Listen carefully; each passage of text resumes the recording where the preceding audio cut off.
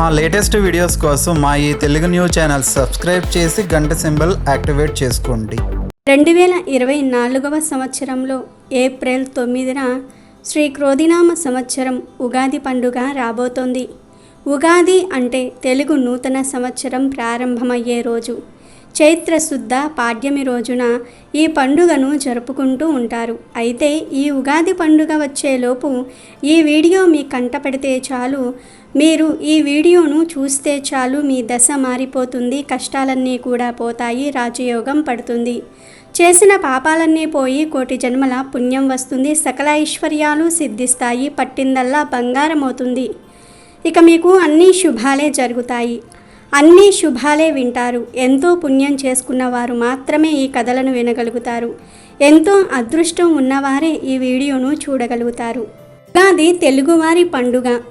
ఆది అనే పదం మొదలు అనే అర్థాన్ని తెలియజేస్తుంది. ఉగము అనగా సంవత్సరము, జంట అని అర్థం. ఉత్తరాయణము దక్షిణాయనము అనే జంటతో కూడిన సంవత్సరానికి ఉగము అని పేరు. ఉగమునకు ఆదిగా ఉగాదిని జరుపుకుంటున్నాము. బ్రహ్మదేవుడు చైత్రశుద్ధ పాడ్యమి నాడే సృష్టిని ప్రారంభించాడని పురాణాలు చెప్తూ ఉన్నాయి. తెలుగువారు సృష్ట్యాదిని ఉగాది పండుగగా జరుపుకుంటున్నారు. జ్యోతిష్య శాస్త్రం ఆధారంగా, ప్రకృతిలో మంచి పరిణామం ఆధారంగా జరుపుకునే పండుగ ఇది. మనకు మనమే క్యాలెండర్ మారింది అనుకుని ఉత్సవాలు జరుపుకునే పండుగ కాదు ఇది. ఇక్కడ సంవత్సరం మార్పు అనేది ప్రకృతిలో కనిపిస్తుంది, భౌగోళికంగాను జ్యోతిషపరంగాను గోచరిస్తుంది. తెలుగువాడి పండుగ ఉగాది అంటే వసంత శోభ మనసులో మెలుగుతుంది. ఋతువులలో రాజు అయినటువంటి వసంత ఋతువుతో ప్రారంభమవుతోంది. చుగిరించటం సృష్టికి మొదలు, రాలిపోవటం అనే శిశిరం ఆఖరు. చంద్రమానం ప్రకారం జరుపుకునే పండుగ ఇది. అయితే ఉగాది పండుగ వచ్చేలోపు అసలు ఉగాది పండుగను ఎందుకు చేస్తారు? ఆ రోజు బ్రహ్మ ఏం చేశాడో తెలిపే ఈ పవిత్ర పురాణ కథను వింటే జన్మ జన్మల పాపాలు పోయి కోటి జన్మల పుణ్యం వస్తుంది. పూర్వం శౌనకాది మహామునులు ఉగాది పండుగ గురించి అడిగి తెలుసుకోవటం కోసం సూతుడిని ఇలా అడిగారు: ఓ సూత పౌరాణిక, సృష్టి ఎలా ప్రారంభమయ్యింది? ఉగాది రోజు బ్రహ్మ ఏం చేశాడు? విష్ణువు మత్స్యావతారం ఎత్తడానికి కారణమేమిటి? మత్స్యావతారం గురించి, మత్స్య పురాణం గురించి తెలుసుకోవాలని ఉంది కాబట్టి మాకు సవివరంగా వివరించు అని కోరుకుంటారు. దాంతో సూతుడు మత్స్య పురాణం గురించి ఇలా వివరిస్తాడు: ఓ మునులారా, నీళ్లు నారములుగా చెప్పబడుతుంది. అవే నీళ్లు నరులకు ప్రాణాధారం కూడా. అటువంటి నీటిలో నివాస స్థానాన్ని ఏర్పరచుకున్న ఆ పరబ్రహ్మమూర్తియే నారాయణుడిగా చెప్పబడతాడు. మొదట అంటే సృష్టికి పూర్వం ఏమీ ఉండేది కాదు. అన్ని వైపులా ఒక్క వస్తువు కానీ ప్రాణం కానీ ఉండేది కాదు. అయితే ముందు సత్తు అనగా ఒక వస్తువు రూపం పుట్టింది. దాని నుంచి మహత్తు, దాని నుంచి అహంకారం, దాని నుంచి గుణాలు, అక్కడి నుంచి బ్రహ్మాదుల సృష్టి జరిగింది. బ్రహ్మ సృష్టికి పూర్వం అంతా జలవర్ణమే ఉండేది. ఆ జలవర్ణంలో పరమాత్ముడు ఎటువంటి ప్రకాశం లేకుండా వటపత్ర సాయే ఉండేవాడు. బ్రహ్మ సృష్టి జరిగిన తరువాత అతని వల్ల సమస్త సృష్టి విస్తరించింది. జలవర్ణంలో శయనించి ఉన్న ఆది పరబ్రహ్మం తన చుట్టూ ఉన్న నీటిని తన పొడవైన చేతులతో కలియబెట్టగా అందులో నురుగు పుట్టి 2 బుడగలు లేచాయి. ఆ బుడగల నుంచే భూమి ఆకాశాలు కల్పించబడ్డాయి. అలాగే భూమి మీద మన్ను, రాళ్ళు, కొండలు కూడా కల్పించబడ్డాయి. ఆ సమయంలో మహాపురుషుని నాభి నుంచి ఒక కమలం జన్మించింది. నారాయణుడు ఒక తుమ్మెద అయి ఆ కమలం చుట్టూ తిరుగుతూ చివరకు అందులో ప్రవేశించాడు. తన తేజస్సును దానిలో ప్రవేశపెట్టి బయటకు వచ్చాడు. తరువాత ఆ కమలం నుంచి 8 భుజాలతో 4 ముఖాలతో బ్రహ్మ జన్మించాడు. అతను తన చుట్టూ ఉన్న నీటిని చూసి ఆశ్చర్యపడుతూ ఓంకారనాదం వినిపించాడు. ఏమి చెయ్యాలో తోచక ఆ తామరతాడు ద్వారా లోపలికి ప్రవేశించాడు. లోపల నారాయణుని గర్భ కుహరంలో బ్రహ్మాండమంతా సముద్రాలతో, నదులతో, కొండలతో కనిపించిగా కలవరపడి మళ్ళీ బయటకు వచ్చేశాడు. ఆ కమలంలో ఏమి చెయ్యాలో తోచక ఒక చోట కూర్చుని ఉంటే తపస్సు చెయ్యు అనే మాటలు వినిపించాయి. అలా బ్రహ్మ తన చుట్టూ నివసిస్తున్న ప్రణవాన్నే ఉచ్చరిస్తూ కొన్ని వేల సంవత్సరాల వరకు తపస్సు చేయసాగాడు. అప్పుడు తనను నాభికమలం నుంచి ఉద్భవింపజేసిన నారాయణుడు ప్రత్యక్షమై, ఓ బ్రహ్మ, సృష్టిని ఏర్పాటు చేయాలనే నెపంతో నేను నిన్ను సృష్టించాను కాబట్టి నువ్వు ఈ తపస్సు చేయటం వల్ల సృష్టి చేసే మానసిక శక్తిని పొందావు. స్త్రీ రూపమైన ఆ ప్రకృతి అంతా నీకు అన్ని విధాలుగా సహకరిస్తుంది. ఇక సృష్టిని ప్రారంభించు అని చెప్పి అదృశ్యమయ్యాడు. అప్పుడు ప్రకృతి అతనికి సరస్వతీ రూపంలో కనిపించింది. బ్రహ్మపురుషుడు కాబట్టి ప్రకృతి పురుషుడు ఏకమయ్యారు. ఆ సాంగత్యం వల్ల బ్రహ్మ ముఖం నుంచి 6 అక్షరాలు చొప్పున పుట్టాయి.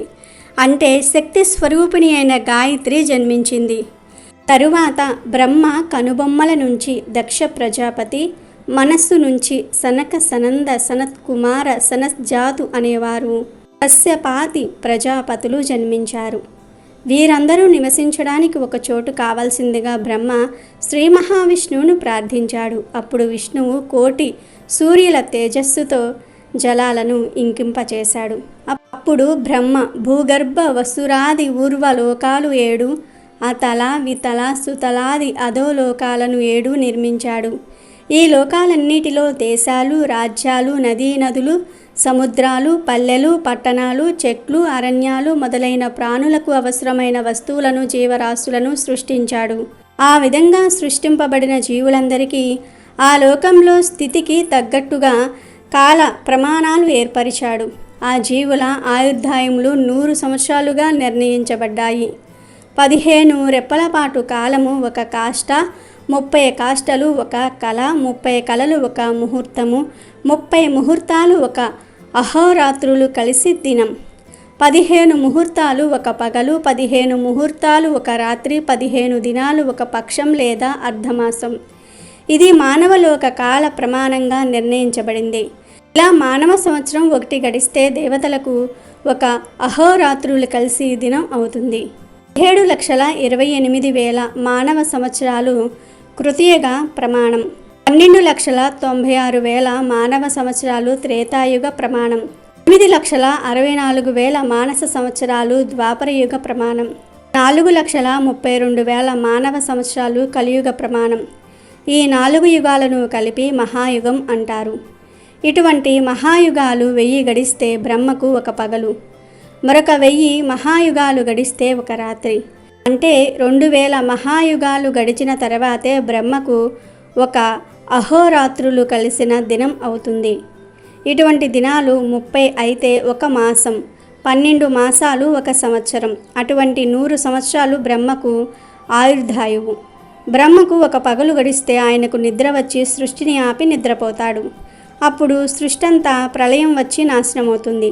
దీనినే నైమితిక ప్రళయం అంటారు. ఆ ప్రళయ స్థితిలో 1000 మహాయుగాలు గడిచిన తర్వాత బ్రహ్మ మళ్ళీ సృష్టిని యథాపూర్వకంగా ప్రారంభించి అన్నిటినీ సృష్టిస్తాడు.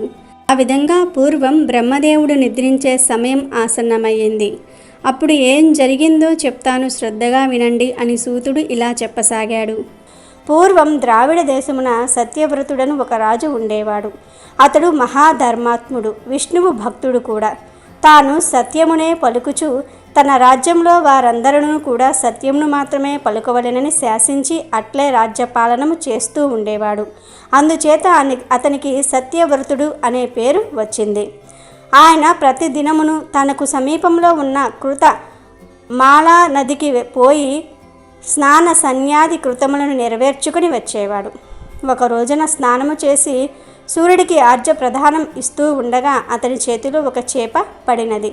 దానిని అతడు నీటిలోనికి జార విడిచెను. మరలా నీటిని తీసుకున్నప్పుడు చేతిలో చేప కనపడి, రాజా, నన్ను పెద్ద చేపలు తినివేయుటకు ప్రయత్నిస్తూ ఉన్నవి, కాపాడుము అని కోరగా ఆ రాజు దానిని తన పాత్రలో వేసి తెచ్చుకున్నాడు ఇంటికి.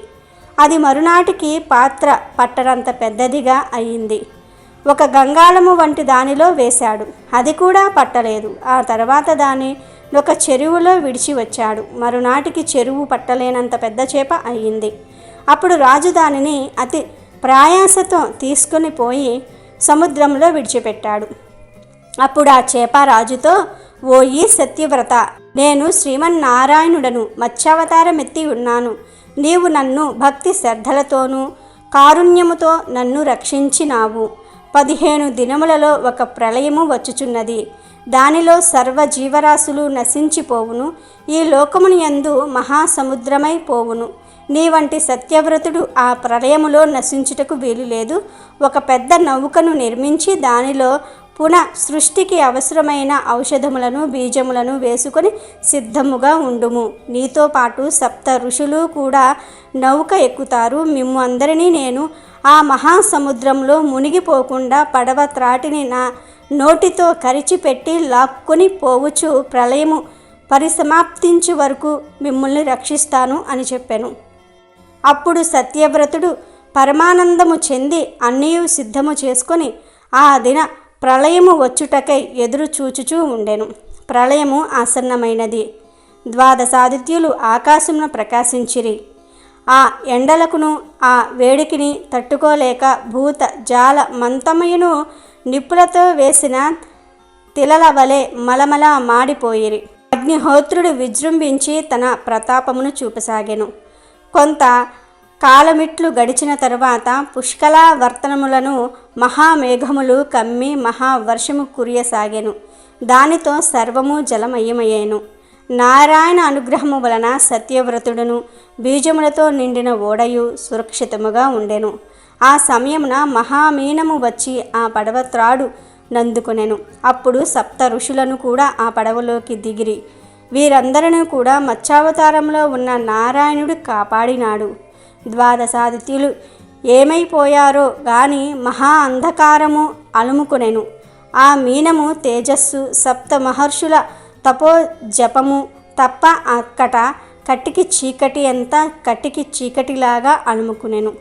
ఆ పడవను అట్లు ప్రళయాంతరము వరకును కూడా, అనగా బ్రహ్మ తిరిగి నిద్ర లేచు వరకు మహామత్స్యము కాపాడుతూ వచ్చెను. అంటే మత్స్యావతారంలో ఉన్న శ్రీ మహావిష్ణువు ఆ పడవను కాపాడుకుంటూ వచ్చాడు. ప్రళయము తగ్గి సూర్యోదయమయ్యను. అనగా 12 ఆదిత్యులను ఉదయించిరి. ఎండలు కాయగా క్రమముగా నీరు ఇంకి భూభాగములు బయటపడెను. తరువాత సూర్యుడొక్కడే మిగిలెను. బ్రహ్మ మేలుకొని ఆ భూములపై మరలా సృష్టి చేయుటకు ప్రారంభించెను. కానీ సృష్టి చేయుటకు తగిన శక్తి సామర్థ్యములను కలిగించు వేదములు అతని యొద్ద లేకపోయెను. వాటి గురించి వెతకి సోముకుడను రాక్షసుడు తాను నిద్రపోవుచూ ఉండగా అపహరించి సముద్రంలో దాగి ఉన్నాడని గ్రహించెను. శ్రీమన్నారాయణుని మనసులో ధ్యానించెను. నారాయణుడు బ్రహ్మకు ప్రత్యక్షమయ్యను. బ్రహ్మ యతిని జూంచి ఇట్లు స్తుతింపసాగెను. ఆది మధ్యంత రహితుడవైన ఓ మహానుభావ, నీవు సర్వమును తెలిసిన వాడవు. నీ వలననే ఈ లోకములన్నీ కూడా పుట్టుచు పెరుగుచు తుదకు నశించుచూ ఉన్నవి. నీ స్వరూపమును నీ మహిమమును గ్రహించుటకు మేమెంతటి వారము. సర్వ చరాచర సృష్టి యందును నీవు నిలిచి ఉండి చైతన్య మొసంగడి పరమాత్ముడవు. నీకు తెలియని విషయమేమీ ఉన్నది? అయినను విన్నవించుచూ ఉన్నాను, చెప్పుతూ ఉన్నాను, అవధరింపుము. నేను నిద్రకు ఉపక్రమించిన సమయము చూసి సోముకుడను ఒక రాక్షసుడు నా వద్దనున్న వేదములను అపహరించి మహాసముద్ర గర్భంలో దాగి ఉన్నాడు. వేదములు నా దగ్గర లేకపోవుట చేత సృష్టి చేయు సామర్థ్యము నాకు లేకపోవుచున్నది. నా యందు కరుణించి ఆ వేదములను సంపాదించి నాకు అనుగ్రహింపము అని ప్రార్థించును. నారాయణుడప్పుడు 10 యోజనముల పొడవు గల ఒక స్వరచేప రూపము దాల్చి బ్రహ్మకు కనిపించి, ఓ బ్రహ్మదేవ, విచారింపకుము.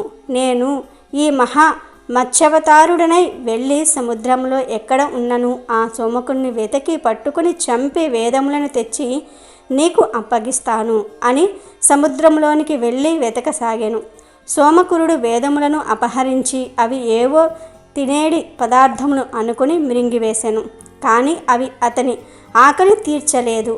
ఆహారమునికై వెతుకుచూ ఉండగా మత్స్యరూపుడైన నారాయణుడు అతనికి కనిపించెను. అచ్చటికి వచ్చెను. ఈ చేప తనకు ఆహారంగా వచ్చినది చాలా బాగున్నది తలచి ఆ రాక్షసుడు దీనిని మృంగుటకై వచ్చెను. మత్స్యము అతని ఎదురుగొనెను. రాక్షసుడు మహా బలవంతుడే గనుక వాడును యుద్ధమునకు సిద్ధమయ్యెను. వారిద్దరి మధ్య చాలా కాలము మహా సంగ్రామము జరిగెను. దానవుడు గదా ఘాతకంతో మత్స్యమును నొప్పించుటకు ప్రయత్నించెను. కానీ విష్ణువు ఆ దెబ్బను తప్పించుకొని తోకతో నీటిని బాదెను. ఆ దెబ్బకు సముద్రపు నీరు 1 యోజనము ఎత్తు వరకు ఎగిరెను. దానితో పాటు సోమకురుడను యోజనము కూడా పొడవున ఎగిరి పడెను. సోమకుడు కూడా చాలా ఆగ్రహము కలవాడై మత్స్య రూపమును 2 చేతులతో బట్టి పీడించసాగెను. మత్స్యము ఆ పట్టు విడిపించుకుని తన వాడి అయిన కొరలతో ఆ రాక్షసుని చీల్చి చెండాడెను. అతని కడుపును చీల్చి అందున్న వేదములను ఒక దక్షిణావ్రత శంఖమును తీసుకుని బ్రహ్మదేవుని వద్దకు వచ్చి వేదములను అతనికి ఇచ్చి ఆ శంఖమును తాను ధరించెను. వేదములు ఇచ్చిన తరువాత బ్రహ్మతో, నాయనా సోమకుడు మినుగుటచే వేదములు కొన్ని శిథిలమైనవి. నీకు జ్ఞాపకమున్నంత వరకు వీనిని శిథిల రూపము పూర్వము వలె చేసి స్మరించని చోట ప్రణవముతో పూర్చించి సమగ్రంగా చేయము అని చెప్పి అదృశ్యుడైను. ఆ విధంగా బ్రహ్మదేవుడు చైత్రశుద్ధ పాడ్యమి రోజు అంటే ఉగాది రోజు వేదాలను తీసుకుని సృష్టి చేస్తాడు.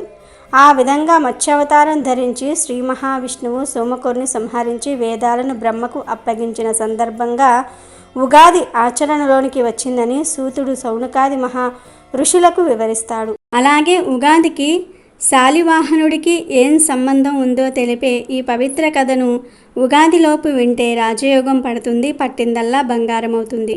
పూర్వం పురందరపురంలో ఓ వర్తకుడు ఉండేవాడు. ఆ వర్తకుడు చాలా ధనవంతుడు. గొప్ప ధనవంతుడైన ఆ వర్తకుడికి 4 కుమారులు కలిగారు. కాలక్రమంలో వర్తకుడు వృద్ధుడై మరణించే సమయం ఆసన్నమైంది. అయినా ఆ వర్తకుడు తన 4 కుమారులకు సంపదలను పంచి ఇవ్వలేదు అని మరణించే ముందు తన 4 కుమారులను పిలిచి మూతలు బిగించి ఉన్న 4 పాత్రలను ఇచ్చి వాటిని తాను మరణించాక మాత్రమే తెరిచి చూడమని, వాటిలో ఎవరు ఏ పని చేయాలో నిర్దేశితమై ఉందని చెప్పి వర్తకుడు మరణించాడు. తండ్రి మరణించిన తరువాత అతడి కుమారుడు తండ్రి ఇచ్చిన పాత్రలను తెరిచి చూశారు. మొదటి పాత్రలో మట్టి, 2వ దానిలో బొగ్గులు, 3వ దానిలో ఎముకలు, 4వ దానిలో తవుడు మాత్రమే కనిపించాయి. దాని అర్థం వారికి తెలియక అప్పటి రాజైన విక్రమార్కుడి దగ్గరకు వెళ్ళి విషయమంతా చెప్పారు. విక్రమార్కుడికి కూడా ఆ పాత్రల విషయం బోధపడలేదు. ఆ 4 కుమారులు ఏమిటి ఈ పరిస్థితి అని ఆలోచించి ప్రతిష్టానపురం వెళ్ళి అక్కడున్న వారిని అడిగారు. కానీ ఎవరూ చెప్పలేకపోయాడు. అయితే వారికి ఒక బాలుడు తారసపడ్డాడు. ఆ బాలుడు ఓ వితంతువు కుమారుడు. అయితే ఆమెకు నాగరాజు తక్షకుడి వల్ల గర్భం వచ్చింది. ఆ వితంతువుకు ఒక కుమ్మరి ఆశ్రయం ఇచ్చాడు. కుమ్మరి విషయంలో ఉన్నప్పుడే ఆమె బాలుడిని ప్రసవించింది. పుట్టిన బిడ్డకు శాలివాహనుడు అని పేరు పెట్టింది. ఆ శాలివాహనుడు 4 పాత్రల సమస్యను తెలివిగా పరిష్కరించాడు. వర్తకుడి కుమారులలో మట్టితో నిండిన పాత్ర వచ్చిన కుమారుడు ఆస్తిలోని భూమిని తీసుకోవాలని, బొగ్గులతో నిండిన పాత్రను పొందిన కుమారుడు కలపను, ఎముకలతో నిండిన పాత్ర వచ్చినవాడు పశు సంపదను, తవుడుతో నిండిన పాత్ర వచ్చినవాడు ధాన్యాన్ని పంచుకోవాలని, అదే మరణించిన వర్తకుడి భావన అని శాలివాహనుడు తేల్చి చెప్పాడు. శాలివాహనుడి మాటలు ఆ 4 కుమారులకి నచ్చి అలాగే పంచుకున్నారు. ఈ విషయం ఆ నోట ఈ నోట పడి విక్రమార్కుడి దాకా చేరింది. విక్రమార్కుడు శాలివాహనుడిని చూడాలని కుతూహలపడి భటులతో కబురు చేశాడు. అని శాలివాహనుడు భటులతో తాను రానని, ఏనాటికైనా విక్రమార్కుడే తన దగ్గరకు రావాల్సి ఉంటుందని అన్నాడు. ఆ విషయాన్ని భటులు విక్రమార్క మహారాజుకి చెప్పారు. దాంతో విక్రమార్కుడికి కోపం వచ్చి శాలివాహనుడిని సంహరించడానికి చతురంగ బల సమేతుడై వెళ్ళాడు. ఈ విషయం తెలుసుకున్న శాలివాహనుడు మట్టితో సైనికుల బొమ్మలు వేసి ప్రాణం పోసి విక్రమార్కుడి మీదకు పంపాడు. ఇద్దరి మధ్య భీకరంగా పోరు సాగింది. చివరకు శాలివాహనుడు సమ్మోహన శస్త్రాన్ని ప్రయోగించి విక్రముడి సేన అంతా నిద్రపోయేలా చేశాడు. విక్రముడు వాసుకి అని నాగరాజును ప్రార్థించి తన సేనలకు మెలకువ వచ్చేలా చేశాడు. ఇలా శాలివాహన విక్రమార్కుల యుద్ధ సమయంలో ఎవరి విజయము తేలనప్పుడు ఆకాశవాణి వినిపించింది. ఆ ఆకాశవాణి ఇలా పలికింది: నర్మదా నదికి ఉత్తర దిక్కున ఉన్న ప్రాంతాన్ని విక్రమార్కుడు, దక్షిణ దిక్కు ఉన్న ప్రాంతాన్ని శాలివాహనుడు ఆలించమని ఆకాశవాణి చెప్పింది. తరువాత శాలివాహనుడు, విక్రమార్కుడు ఇద్దరు యుద్ధాన్ని విరమించారు. అలా శాలివాహనుడు ఒక శకానికి స్థాపకుడయ్యాడు.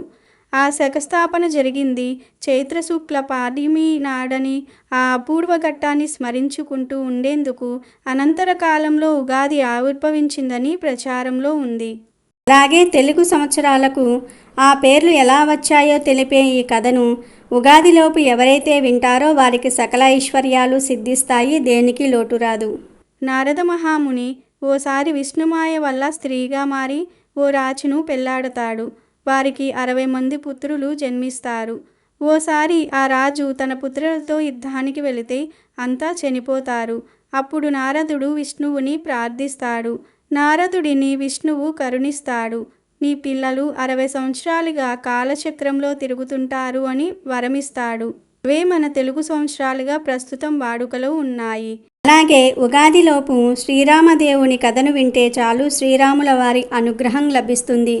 మీ దశ మారిపోతుంది, కష్టాలన్నీ కూడా పోతాయి. అనగనగా పూర్వం కలాంబున ఒక బ్రాహ్మణుడు కలడు. అతని పేరు నాగం భట్టు. ఆయనకు ఒక పుత్రుడు, ఒక పుత్రిక కలరు. పుత్రుని పేరు నారాయణ భట్టు, పుత్రిక పేరు నారాయణమ్మ. వారు చాలా బీదవారు.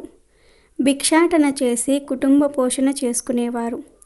అలా కొన్నాళ్ళు అయ్యేసరికి నాగం భట్టు కాశీకి వెళ్ళి ధనము సంపాదించుకోవాలనే బుద్ధి పుట్టినది. ఆ విషయం భార్యతో చెప్పి తెల్లవారుజామున లేచి నాగం భట్టు కాశీకి ప్రయాణమై అలా వెళ్ళగా కొంత దూరము వెళ్ళేసరికి దారిలో సూతులవారు, వ్యాసులవారు, నారదులవారు ప్రత్యక్షమయ్యారు. వారు నాగం భట్టుతో, ఓ బ్రాహ్మణుడా, ఎక్కడికి వెళ్తున్నావు అని అడిగిరి. అప్పుడు నాగం భట్టు, అయ్యా, నేను కాశీకి ధనం సంపాదించుకున్నట్టుకు వెళ్ళుచున్నాను అని చెప్పాను. అప్పుడు వారు, వెర్రి బ్రాహ్మణుడా, కాశీకి వెళ్తే నీకు ధనము ఎవరైనా మూటకట్టి ఇస్తారా? కాశీకి వెళ్తే గంగా స్నానం దొరుకుతుంది, విశ్వేశ్వర్ల దర్శనం దొరుకుతుంది, అన్నపూర్ణాదేవి దర్శనం దొరుకుతుంది, కానీ నీకు ధనము ఎక్కడి నుంచి వస్తుంది? మేము ఒక కథ చెబుతాము, వింటావా అని అడిగారు. దానికి నాగం భట్టు, సరే రాములారా, మీరు ఏ దేవుని కథ వివరిస్తారో వివరించండి అని వేడుకొనెను. అప్పుడు సూతుల వారు, వ్యాసుల వారు, నారదుల వారు ఇలా చెప్పటం ప్రారంభించారు. పూర్వకాలమున కోసల రాజ్యము కలదు. ఆ రాజ్యము దశరథ మహారాజు పరిపాలించేవాడు. ఆయన పిల్లల కోసం పుత్ర కామేష్టి యాగము చేయగా దేవతలు ప్రత్యక్షమై పాయస పాత్ర ఇచ్చినారు. దశరథ మహారాజు అది పట్టుకు వెళ్ళి తన భార్యలకు కౌసల్య, సుమిత్ర, కైకేయి అను 3 భార్యలకు ఇచ్చినాడు. వారు 3 భుజించగానే గర్భవతులైరి. 9 మాసములు నిండగానే చైత్రశుద్ధ నవమి నాడు పునర్వసు నక్షత్రమున శ్రీరామ, లక్ష్మణ, భరత, శత్రుఘ్నులు అను 4 కుమారులు జన్మించినారు. వారు దినదిన ప్రవర్ధమానులై బాలచంద్రుని వలె పెరుగుచూ ఉన్నారు.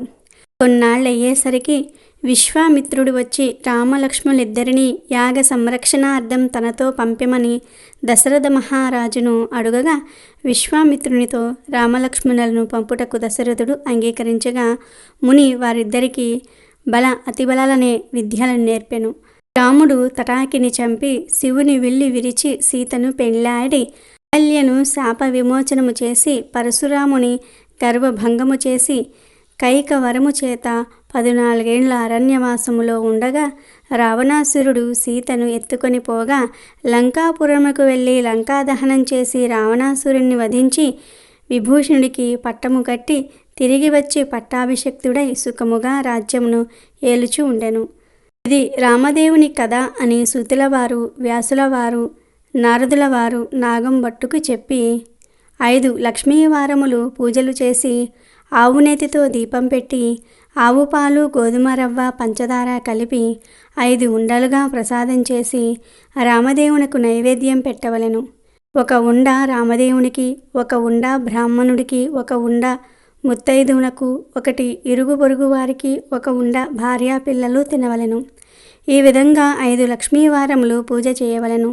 అలాగే నిత్యం ఈ రామదేవుని కథ చెప్పుకునేవారు అష్టైశ్వర్యములతో ఇష్ట సంపదలతో తులతూగుదురు అని సూతుల వారు, వ్యాసుల వారు, నారదుల వారు నాగంభట్టుకు చెప్పి మాయమైపోయారు.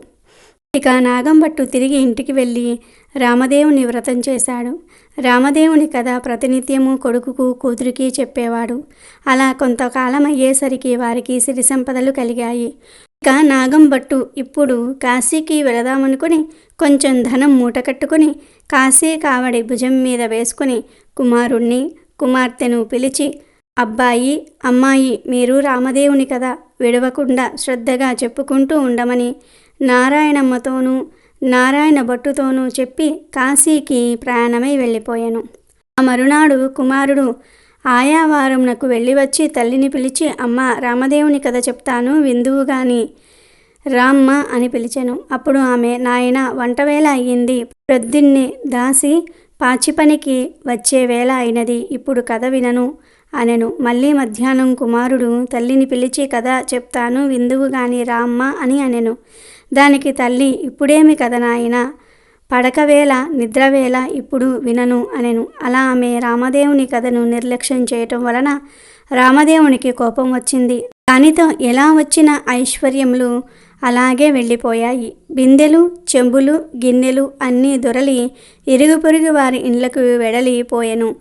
అంతకు ముందు నుంచి ముష్టి ఎత్తుకునే చిల్లు రాగి చెంబు కూడా దొర్లి వెడలిపోవచున్నది. అప్పుడు కూతురు అయినటువంటి నారాయణమ్మ ఇదంతా చూసి, అమ్మ, ఆ చెంబైనా ఉంచమని కోరవే అమ్మ అని చెప్పగా తల్లి, అదైనా ఉంచు రామదేవుడా తండ్రి అని వేడగా ఆ చెంబు తప్ప మిగతావన్నీ వెడలిపోయినవి. వారి గుటిలో ఉన్న వెండి కంచము కూడా దొర్లిపోవచ్చు ఉండగా అప్పుడు ఆమె కంచము అంచు పట్టుకుని లాగినది. దానితో సగము అంచు విరిగి సగము అంచు పొరుగువారికి వెడలిపోయినది. మరునాటి ఉదయమున తల్లి వారింటికి నిప్పు కొరకు వెళ్ళి వారింటిలోనున్న కంచము అంచు మాదే అన్నది. అప్పుడు వారు, మీ కంచము అంచు మా ఇంటికి ఎలా వచ్చిందమ్మా? మేము మీ ఇంటికి వచ్చినామా? మీరు మా ఇంటికి వచ్చినారా? కాబట్టి ఆ కంచము మాదే అన్నారు. అలా కాదు, మా ఇంటిలో కూడా కంచము అంచు ఉన్నది.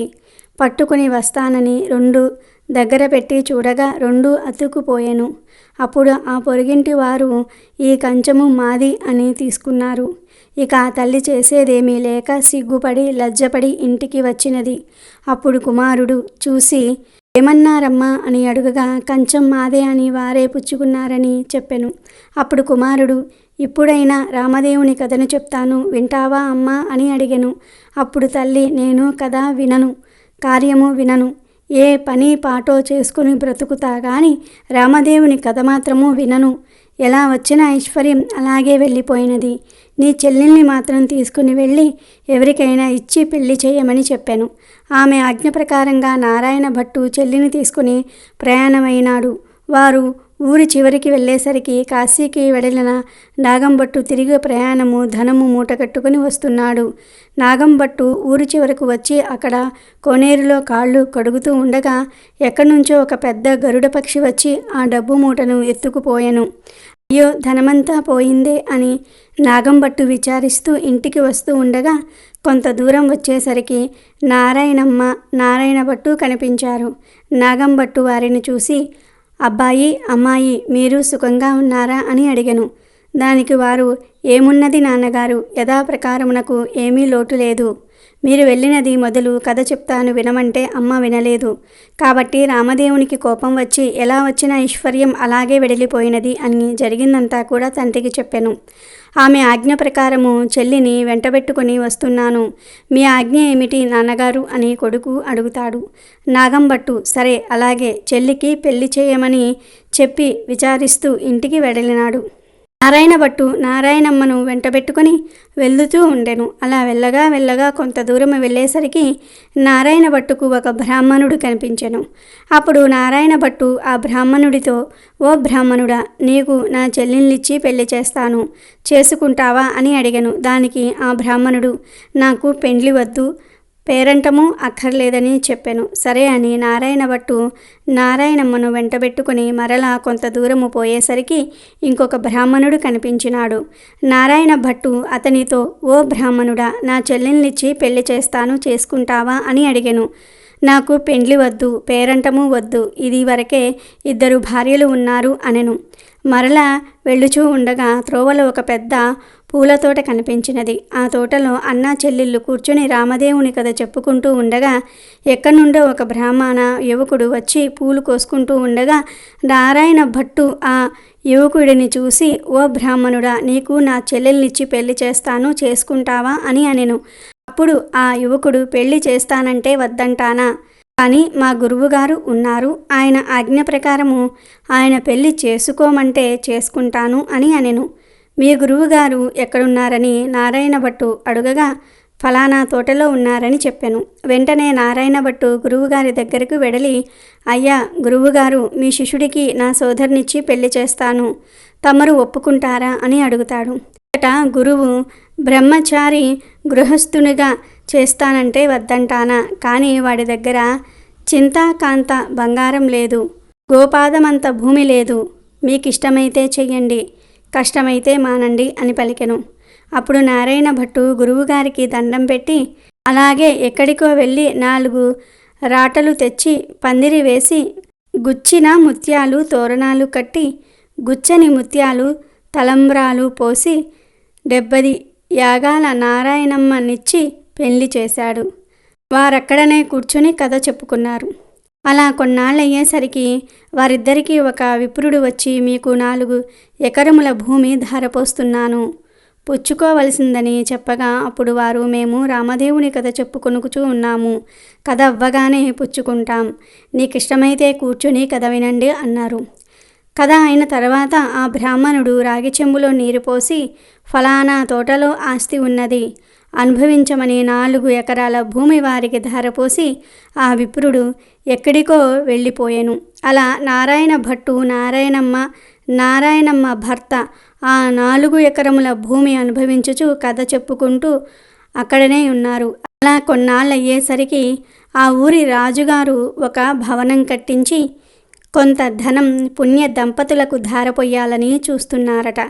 ఎక్కడ వెతికినా సరైన పుణ్య దంపతులు దొరకలేదు. ఒక రాత్రి రామదేవుడు రాజు కలలో కనిపించి, ఫలానా తోటలో పుణ్య దంపతులున్నారు, వారిని తీసుకువచ్చి ధారపోయండని ఆజ్ఞాపించారు. వారి ఆజ్ఞ ప్రకారం మరునాడు ఉదయం లేచి 16 మంది బోయీలను పల్లెకిని తోటలోనికి పంపిరి. వారు తోట దగ్గరకు వచ్చి, ఏమండోయ్, మా దేశపు రాజుగారు ఒక గృహము కొంత భాగము మీ ఇద్దరికీ ధారపోస్తారంట, మిమ్మల్ని వెంటబెట్టుకుని రమ్మని పంపిరి, కావున రావలసింది అనిరి. దానికి నారాయణ భర్త, మేము రామదేవుని కథ చెప్పుకుంటూ ఉన్నాము, మీకు ఇష్టమైతే కూర్చొని కథ వినండి అనగా బోయిలు కథ విన్న తరువాత ఆ పుణ్య దంపతులను తీసుకుని వెడలి రాజుగారికి అప్పగించిరి. రాజు సంతోషముతో ఆ గృహము ధనము వారికి ధారపోసి వెళ్ళిపోయేరి. అప్పుడు నారాయణ భట్టు ఆమె భర్త అక్కడ కూర్చుని ఆ గృహము ఆ ధనము 4 ఎకరముల భూమి అనుభవిస్తూ అక్కడ కథ చెప్పుకొనుచూ ఉండిరి. కొన్ని దినములయ్యేసరికి నారాయణ భట్టు, అమ్మాయి, నేనిన్ని దినములు ఇలా ఉండను, కాబట్టి నేను వెళ్ళి రామదేవుణ్ణి తీసుకుని వస్తాను, నీవు నీ భర్త కథను మానకుండా చెప్పుకోండి అని చెప్పి నారాయణ భట్టు ప్రయాణము వెడలెను. నారాయణమ్మ ఆమె భర్త మానకుండా కథ చెప్పుకొంచూ ఉన్నారు. నారాయణ భట్టు కొంత దూరం వెళ్ళగా ఒక గ్రామం వచ్చినది. ఆ గ్రామంలో ఒక గొల్లవాడు వడ్ల ఎండబోసుకొని కాపలా కూర్చున్నాడు. నారాయణ భట్టు ఆ గొల్లవాడిని చూసి, గొల్ల, ఈ గ్రామంలోని విశేషాలేమిటి అని అడిగెను. ఏమున్నది బాబు, నేను పుట్టుకతోనే అందుడను, మా వాళ్ళు వడ్లు ఎండబోసి నన్ను కాపలా కూర్చోమన్నగా కర్ర పుచ్చుకొని కూర్చుంటిని, నా అవస్థ ఇలా ఉన్నది బాబు అనెను. అంటదా నారాయణ భట్టు, ఒక కథ చెబుతాను, వినిదవా అని అడిగెను. గొల్లవాడు అలాగే వింటాను చెప్పమన్నాడు. రామదేవుని కథ వ్రత విధానమును చెప్పేసరికి గొల్లవానికి కొంచెము కళ్ళు కనిపించెను. ఓహో, కథలోనే ఇంత మహత్యము ఉన్నది, వ్రతము చేసుకుంటే ఇంకెంత మహత్యము ఉంటుందో అని ఆ దేవుడి గురించి చెప్పమనెను. అప్పుడు నారాయణ భట్టు, అది రామదేవుని మహత్యము. 5 లక్ష్మీ వారములు పూజ చేసి ఆవునేతితో దీపం పెట్టవలెను. ప్రసాదము 5 ఉండలు చేసి రామదేవునికి నివేదించి ముత్తైదువులకు, బ్రాహ్మణులకు, ఇరుగు పొరుగు వారికి ఇచ్చి భార్యా పిల్లలు తినవలెను అని గొల్లవాడికి చెప్పి వెడలిపోయెను. అలా నారాయణ భట్టు తిరిగి కొంత దూరము వెళ్ళేసరికి ఒక రాజు విచారిస్తూ ఉండెను. నారాయణ భట్టు ఆ రాజును చూసి, ఏమి రాజా విచారిస్తూ ఉన్నారు అని అడిగెను. దానికి ఆ రాజు, నారాయణ, నా భార్యా బిడ్డలు పరారైనారు. నా రాజ్యము పరాయి రాజులు తీసుకునిరి. నా అవస్థ ఇలా ఉన్నది బాబు అని చెప్పెను. అప్పుడు నారాయణ భట్టు, నేను ఒక కథ చెబుతాను వింటారా అని అనెను. రాజు, అలాగే వింటాను, చెప్పవలసింది మహానుభావ అనెను. ఇక నారాయణ భట్టు రామదేవుని కథ అంతా కూడా రాజుకు చెప్పి వ్రత విధానమంతా కూడా వివరించెను. ఆ రాజుగారు వ్రతం చేసుకొనగా పరారైన భార్యాబిడ్డలు, పరాయి రాజు తీసుకున్న రాజ్యము తిరిగి ప్రాప్తించెను. అప్పుడు రాజు సంతోషంతో నారాయణ భట్టుని చూసి, ఏమండి మహానుభావ, మీరు ఏ దేవుడో చెప్పవలసినది, మిమ్మల్ని పూజ చేసుకుంటాము అని అడిగారు. అప్పుడు నారాయణ భట్టు, నేను ఏ దేవుడనూ కాను, ఇది రామదేవుని కథ మహత్యము. మీరు 5 లక్ష్మీవారములు 5 ఆదివారములు పూజ చేయమని చెప్పి వ్రత విధానమంతా కూడా చెప్పి మరలా కొంత దూరం వెళ్ళగా ఓ స్త్రీ విచారిస్తూ కూర్చున్నది. ఆ స్త్రీని చూసి నారాయణ భట్టు, ఎందుకు విచారిస్తూ ఉన్నావు తల్లి అని అడిగెను. అప్పుడు ఆమె, ఏముంది బాబు, చిన్నతనంలోనే పెళ్ళి అయింది. నా భర్త దేశాంతరం వెడిలినాడు. నా తల్లిదండ్రి అత్తమామలు కొన్నాళ్ళు చూసి, ఎన్నాళ్ళు నిన్ను ఇలా చూస్తాము అని వదిలివేశారు. కాబట్టి నా అవస్థ ఇలాగున్నది బాబు అని చెప్పినది. అప్పుడు నారాయణ భట్టు, నేనొక కథ చెప్తాను వింటావా అమ్మా అనెను. అలాగే వింటాను బాబు, చెప్పమన్నది ఆ స్త్రీ.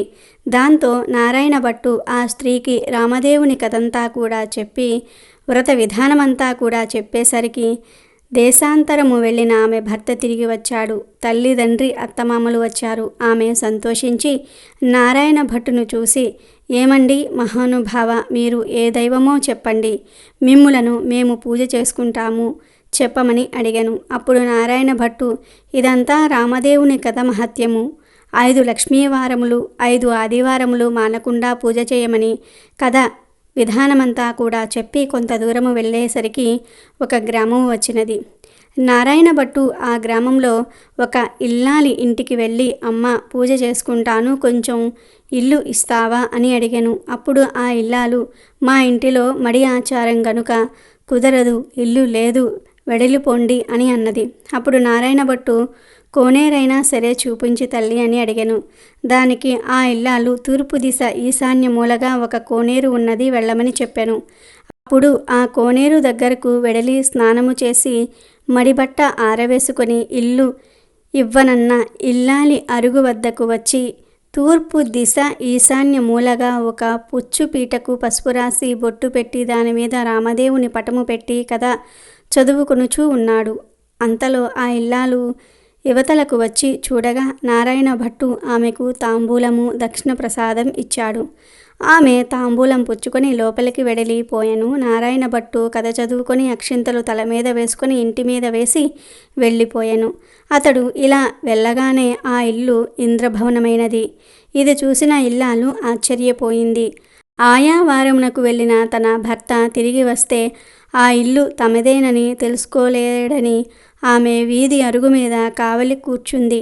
ఇంతలో ఆమె భర్త పెడమూట వేసుకుని ఇల్లు కానక కంగారు పడి అక్కడ నిలబడి ఉండెను. ఆమె భర్తను చూసి, ఈ ఇల్లు మనదే, ఇలా రండి అంది. కానీ ఆమె భర్త, ఇది మన ఇల్లు కాదు, నేను రానని అంటాడు. అప్పుడు ఆమె, ఇది మన ఇల్లే, ఇలా ఎందుకయ్యినదో చెప్తాను వినండి. ఎక్కడ్నుంచో ఒక బ్రాహ్మణుడు వచ్చి పూజ చేసుకుంటాను, ఇల్లు ఇవ్వమని అడిగాడు. నేను ఇవ్వనని చెప్పి తిని. అప్పుడు అతను ఒక కోనేరైనా చూపించమనెను. అప్పుడు నేను తూర్పు దిశగా ఈశాన్యంలా కోనేరున్నదని చెప్పి తిని. అతడు కోనేరు దగ్గరకు పోయి స్నానం చేసి మడిబట్ట ఆరవేసుకొని మన అరుగు మీదకు వచ్చి ఒక పీటకు పసుపు రాసి బొట్టు పెట్టి తూర్పు దిశ ఈశాన్యమూలగా పెట్టి యందు రామదేవుని పటము పెట్టి పూజ చేసి ఆవు పాలు, గోధుమ నూక, పంచదార కలిపి ప్రసాదముగా ఉండలు చేసి రామదేవునికి నైవేద్యం పెట్టి కథ చెప్పుకొనుచూ ఉండెను. నేను బయటకు వచ్చేసరికి తాంబూలాది దక్షిణ ప్రసాదములు నాకు ఇచ్చినాడు. నేను లోనికి వెళ్ళిపోయి తిన్నాను. అతడు కొన్ని అక్షింతలు తల మీద వేసుకొని మరికొన్ని అక్షింతలు మన ఇంటి మీద వేసి వెళ్ళిపోగా ఇల్లు ఇలా ఇంద్రభవనంగా మారినది. ఇదంతా ప్రసాద మహత్యము అని పలికెను. అప్పుడు ఆమె భర్త, ఆయన పూజ చేసుకుంటానంటే వద్దన్నావా? నిర్భాగ్యురాలా, పాపిష్టిదాన, అతడు ఏ దిశగా వెళ్ళాడు చెప్పు అనగా ఈశాన్య మూలగా వెళ్ళాడని చెప్పింది. అప్పుడు ఆయన మూటలు అక్కడ పెట్టి నారాయణ భట్టును వెతుకుతూ బయలుదేరెను. కొంత దూరం వెళ్ళగా నారాయణ భట్టు ఆ బ్రాహ్మణుడికి కనిపించెను. అప్పుడు ఆ బ్రాహ్మణుడు, ఏమండోయ్ మహానుభావ, మీరు మా ఇంటికి రావాల్సింది, మేము పూజించుకుంటాము అనెను. అప్పుడు నారాయణ భట్టు, మీ ఇంటికి ఇప్పుడు రాను, రామదేవుని వెతుకుటకు వెళ్ళుచూ ఉన్నాను అనెను. అప్పుడు ఆ బ్రాహ్మణుడు, అలా కాదు మహానుభావ, మీరు మా ఇంటికి వచ్చి పూజ చేసుకుంటానంటే మా భార్య ఇల్లు ఇవ్వనన్నది కాబట్టి మాదే తప్పు. మా తప్పు క్షమించి మా ఇంటికి రావలసినది. మీరు ఏ దేవుడో చెప్పండి, మేము మిమ్ము పూజించుకుంటామనెను. అప్పుడు నారాయణ భట్టు, మీ ఇల్లు కాబట్టి మీరు ఇవ్వనన్నారు, మీ తప్పేమీ లేదు, రావటం నాదే తప్పు అనెను. నేను ఏ దేవుడను కాను, ఇదంతా రామదేవుని కథ మహత్యం. నీవు ఇంటికి వెడలి 5 లక్ష్మీ వారాలు 5 ఆదివారములు పూజ చేసుకోమని వ్రత విధానమంతా కూడా చెప్పెను. రామదేవుని వెతుక్కొని తిరిగి వచ్చేటప్పుడు మీ ఇంటికి వస్తాను అని చెప్పి వెళ్ళిపోయాను. అప్పుడు ఆ బ్రాహ్మణుడు తిరిగి ఇంటికి వచ్చి, కథలోనే ఇంత మహత్యం ఉంది, వ్రతం చేసుకుంటే ఇంకెంత మహత్యం ఉంటుందోనని పూజ చేసుకొని కథ చెప్పుకొని అష్టైశ్వర్యములను పొంది అష్ట సంపదలతో తులతూగుతూ ఉన్నారు.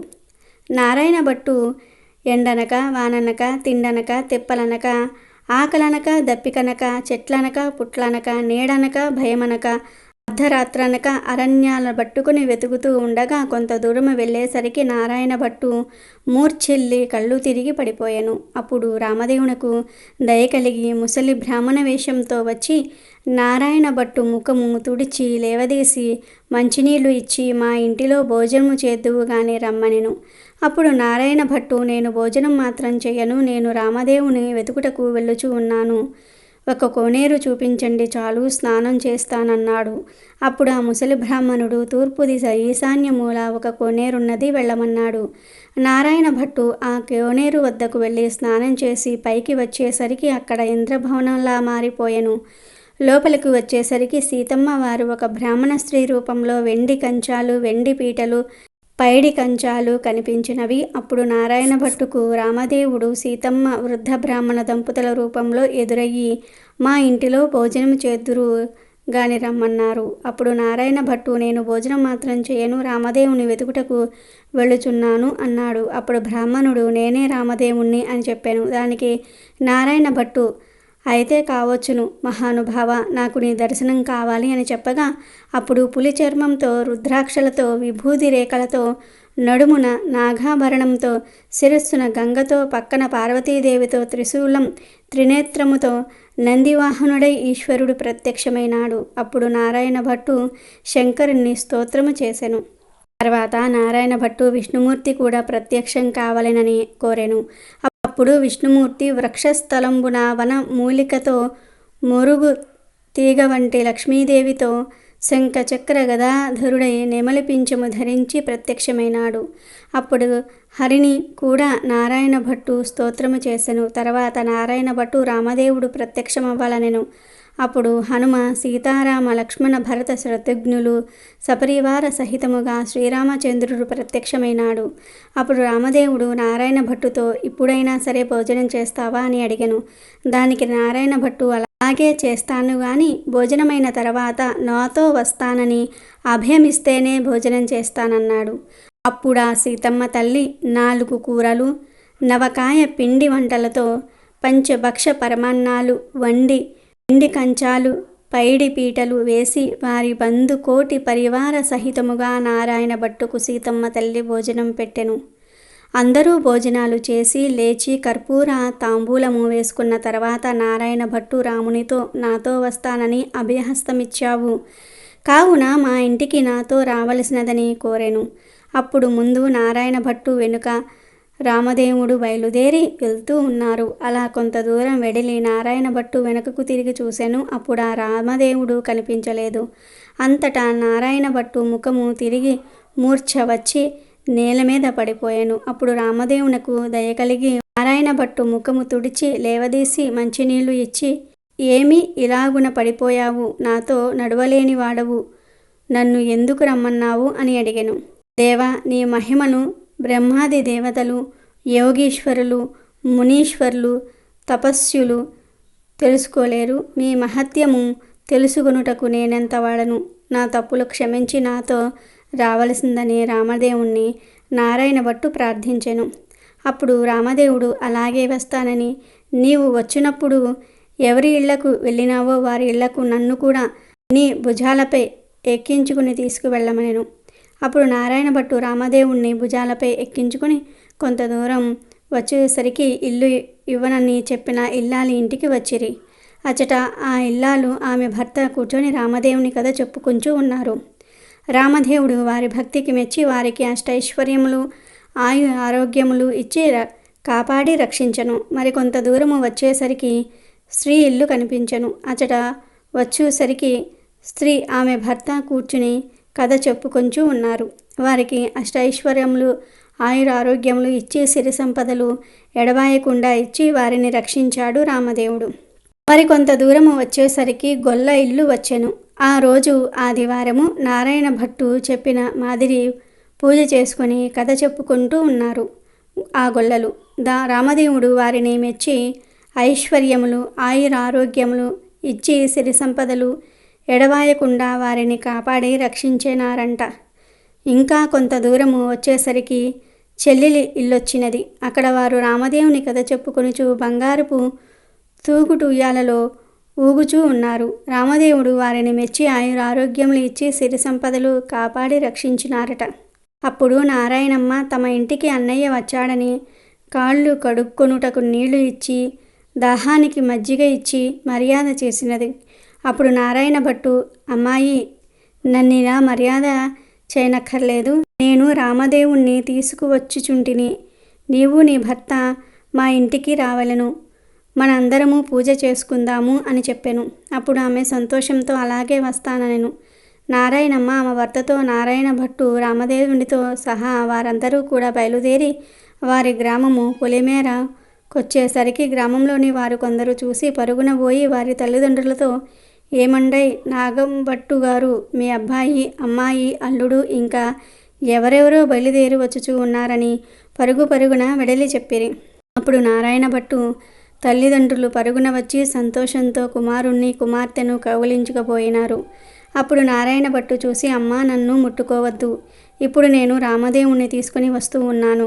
మీరు మా ఇంటికి వెళ్ళి 4 మూలలు దులిపి నల్లగా అలికి తెల్లగా ముగ్గు పెట్టి చక్కగా పసుపు రాసి మామిడాకుల తోరణాలు కట్టి ఒక పీటకు పసుపు రాసి బొట్టు పెట్టి తూర్పు దిశ ఈశాన్య మూలగా ఉంచి రామదేవుని పటం పెట్టి గోధుమ నూక, పంచదార, ఆవుపాలు కలిపి ప్రసాదం 5 ఉండలు చేసి పూజకు అన్నీ కూడా సిద్ధం చేసి నాకు కబురు చేయండి. అప్పుడు నేను రామదేవుణ్ణి తీసుకుని వచ్చేదనని చెప్పాను. దాంతో నాగంభట్టు సంతోషమున ఇంటికి వచ్చి 4 మూలలా దులిపి అలికి ముగ్గులు పెట్టి పచ్చగా పసుపు రాసి మామిడాకులు తోరణాలు కట్టి 4 మూలల వెతకగా ఒక పుచ్చు పీట కనిపించింది. ఆ పీటకు పసుపు రాసి బొట్టు పెట్టి కుమారుడు చెప్పిన ప్రకారంగా సిద్ధపరిచాడు. నీవు రామదేవుని తీసుకురమ్మని కుమారుడికి కబురు పంపెను. అప్పుడు నారాయణ భట్టు సంతోషంతో రామదేవుణ్ణి భుజాలపై ఎక్కించుకొని ఆ గ్రామం 4 వీధులు ఊరేగించి ఇంటికి తీసుకువచ్చి రామదేవునితో, తండ్రి, మా ఇంటిలో మీరు కుడి పాదము పెట్టవలెనని ప్రార్థించను. అప్పుడు రామదేవుడు వారి ఇంటిలో కుడి పాదము పెట్టేసరికి పెద్ద ఇంద్రభవనముగా మారిపోయినది.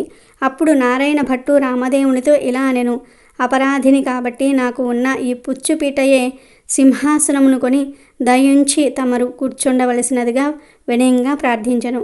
ఆ మాట విని రామదేవునకు జాలి కలిగి ఆ పీట మీద కూర్చుండేసరికి అది వజ్రాలు, వైఢూర్యాలు, కెంపులు, మాణిక్యములతో చేసిన బంగారపు సింహాసనంగా మారింది. అందు హనుమ, సీత, లక్ష్మణ, భరత, శత్రుఘ్నాది సపరివార సహితంగా శ్రీరామచంద్రమూర్తి తన ఇంటిలో ఆసీనులై వెలిసినారు.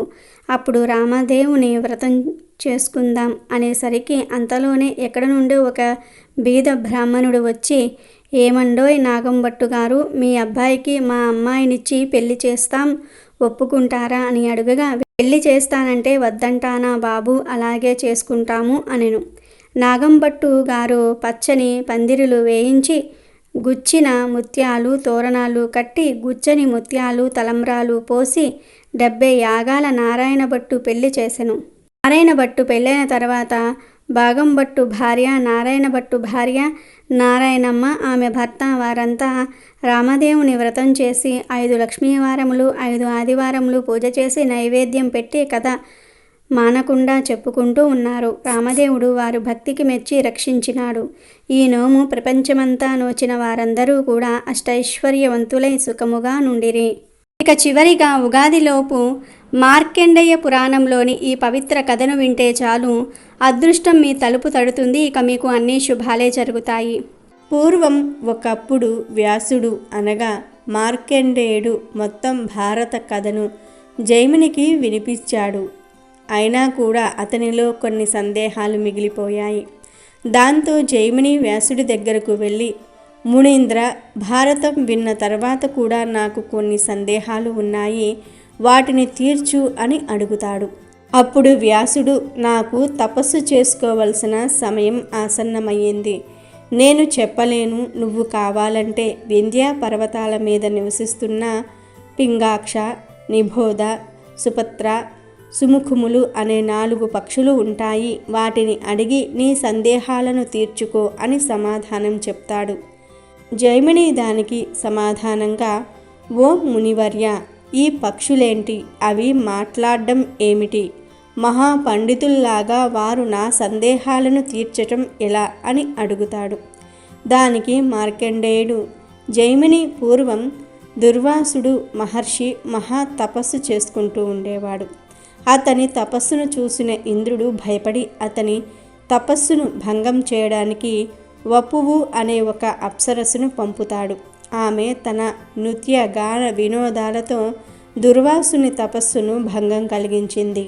దాంతో దుర్వాసురుడు ఆగ్రహించి, ఓసి, నువ్వు నా తపస్సును భంగం కలిగించావు కాబట్టి నువ్వు ఒక కంకపక్షి అనగా గ్రద్దగా జన్మిస్తావు అని శపిస్తాడు. ఆమె వెంటనే దుర్వాసుని కాళ్ళ మీద పడి, నేను చేసిన అపరాధానికి మన్నించి శాప విముక్తి ఎలా కలగాలో తెలుపమండి అని కోరుకుంటుంది.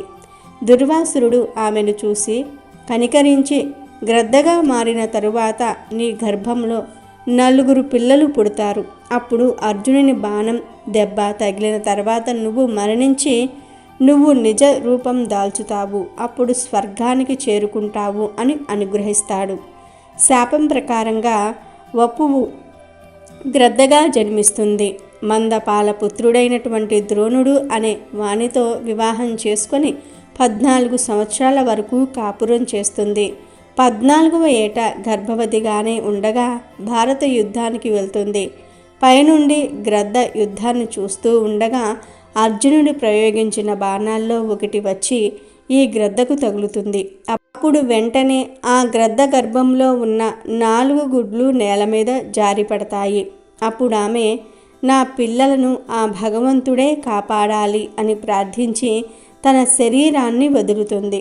ఆ యుద్ధ సమరంలో ఒక ఏనుగు మెడలో ఉన్న గంట శత్రు సైనికుని బాణం దెబ్బతో తెగి ఆ 4 గుడ్ల మీద పడుతుంది. అలా కింద పడిన ఆ 4 గుడ్లు ఆ గంట కిందే సురక్షితంగా ఉంటాయి. భారత యుద్ధం పూర్తయిపోయిన తర్వాత ఆ ప్రాంతమంతా కూడా ప్రశాంతత నెలకొంటుంది. ఒకనాడు ప్రభాత వేళ సమీకుడు అనే ఒక మహాముని ఆ కురుక్షేత్రం మీదుగా వెళ్తూ ఉంటాడు. గంట కింద ఉన్న గుడ్లు పిల్లలుగా మారి కిచకిచలాడుతూ ఉంటాయి. అలా ధ్వని విన్న ఆ ముని గంటను పైకి ఎత్తి చూస్తాడు. ఆ గంట కింద అతనికి 4 పక్షి పిల్లలు కనిపిస్తాయి. సమీకుడు ముని ఆ పక్షి పిల్లల మీద కరుణ కలిగి తన ఆశ్రమానికి తీసుకుని వెళతాడు. అప్పుడు ఆ పక్షులు, ఓ మహానుభావ, తండ్రిలా మమ్మల్ని నువ్వు కాపాడావు, నీ రుణము మేమెలా తీర్చుకోవాలి, మేము ఏ విధంగా నీకు సేవ చేయగలం చెప్పు అని అడుగుతాయి. పక్షులు మానవ భాషలో మాట్లాడుతున్నందువల్ల సమీకుడు ఆశ్చర్యపడి, ఓ పక్షి పిల్లల్లారా, మీరు మానవ భాషలో మాట్లాడడం చూస్తూ ఉంటే నాకు చాలా వింతగా ఉంది. అసలు మీరెవరు? ఎందుకు ఈ పక్షి జన్మ ఎత్తారు? నాకు దయచేసి తెలపండి అని అడుగగా ఆ పక్షి పిల్లలు ఈ విధంగా సమాధానం చెప్తాయి. ఓ ఋషివర్య, పూర్వం సుకృతి అనే మహామునికి మేము 4 పుత్రులుగా జన్మించాం. వేద శాస్త్రాలను చదువుకుంటూ మా తల్లిదండ్రులను సేవిస్తూ కాలాన్ని గడిపేవాళ్ళం. ఇలా ఉండగా ఒకరోజు దేవేంద్రుడు మా తండ్రి సత్యాన్ని పరీక్షించడానికి గ్రద్ద రూపంలో వచ్చి నర మాంసాన్ని ఆహారంగా పెట్టమని కోరతాడు. అప్పుడు మా తండ్రి, మీలో ఎవరైనా ఇంద్రుడికి ఆహారం అవ్వండి అని ఆజ్ఞాపించారు. అయితే మేము మా ప్రాణాలను దక్కించుకోవడానికి భయంతో తండ్రి ఆజ్ఞను పాలించకుండా అలాగే ఉండిపోయాం. అప్పుడు మా తండ్రి మమ్మల్ని పక్షులుగా పుట్టాలని శపించి తన శరీరాన్ని ఇంద్రుడికి ఆహారంగా సమర్పించుకున్నారు. ఇంద్రుడు మా తండ్రి త్యాగబుద్ధిని సంతోషించి మమ్మల్ని చూసి, మీరు వింధ్యా పర్వత గృహాలలో నివసించండి. జైమిని అనే వ్యాస శిష్యుడు మీ దగ్గరకు వచ్చి కొన్ని సందేహాలు అడుగుతాడు. ఆ సందేహాలను తీర్చి మీరు శాప విముక్తి పొందండి. మీరు పక్షులైన సర్వ వేదాలను పొంది ధర్మ పక్షులు, జ్ఞాన పక్షులుగా పేరు పొందుతారు అని మమ్మల్ని అనుగ్రహించి వెళ్ళిపోయాడు అని ఆ పక్షులు తమ వృత్తాంతం గురించి సమీకునికి చెప్తూ ఉంటాయి. అప్పుడు సమీకుడు, మీరు నా కోసం ఏ పని చేయవలసిన అవసరం లేదు. మీరు మీ విధిని నిర్వర్తించడానికి వింధ్యా పర్వతాలకు వెళ్ళండి అని సెలవిచ్చి వారిని అక్కడి నుంచి పంపించి వేస్తాడు. కాబట్టి ఓ జైమిని, నీవు ఆ పక్షుల దగ్గరికి వెళ్ళి నీ ధర్మ సందేహాలను తీర్చుకో అని జైమినికి చెప్పి మార్కండేయుడు తపస్సు చేసుకోవడానికి వెళ్ళిపోతాడు. జైమిని వింధ్యా పర్వతంలో జ్ఞాన పక్షులను వెతకడానికి వెళతాడు. అలా కొద్దిసేపు తర్వాత అతనికి ఆ పక్షులు కనిపిస్తాయి. ఆ పక్షులు ఆ సమయంలో వేద అధ్యయనం చేస్తూ ఉన్నాయి. అతడు ఆ పక్షుల దగ్గరకు వెళ్ళి, ఓ పక్షులారా, నేను వ్యాసుని శిష్యుడిని. నన్ను జైమిని అంటారు. మార్కండేయుడు చెప్పిన విధంగా నేను మీ దగ్గర కొన్ని ధర్మ సందేహాల గురించి అడిగి తెలుసుకోవడానికి ఇక్కడికి చేరుకున్నాను. నా సందేహాలను తీర్చండి అని అన్నాడు. ఆ విధంగా ఆ పక్షులు జైమిని ముని అడిగిన అన్ని సందేహాలకు చక్కగా సమాధానం చెప్పి జైమిని ముని యొక్క అన్ని సందేహాలు తీర్చాయి. తరువాత ఆ 4 శాప విమోచనం పొంది సుఖంగా జీవించారు. కనుక ఉగాదిలోపు ఈ వీడియో చూస్తే చాలు, ఈ కథలు వింటే చాలు. దశ మారిపోతుంది, కష్టాలన్నీ కూడా పోతాయి, రాజయోగం పడుతుంది. చేసిన పాపాలన్నీ పోయి కోటి జన్మల పుణ్యం వస్తుంది, సకల ఐశ్వర్యాలు సిద్ధిస్తాయి, పట్టిందల్లా బంగారం అవుతుంది. ఇక మీకు అన్ని శుభాలే జరుగుతాయి, అన్ని శుభాలే వింటారు. ఎంతో పుణ్యం చేసుకున్న వారు మాత్రమే ఈ కథలను వినగలుగుతారు. ఎంతో అదృష్టం ఉన్నవారే ఈ వీడియోను చూడగలుగుతారు. అమెజాన్లో బెస్ట్ డిస్కౌంట్స్ కోసం వీడియో డిస్క్రిప్షన్లో లింకు ఉంది, చూడండి. అలాగే మా టెలిగ్రామ్ ఛానల్ సబ్స్క్రైబ్ చేసుకోండి.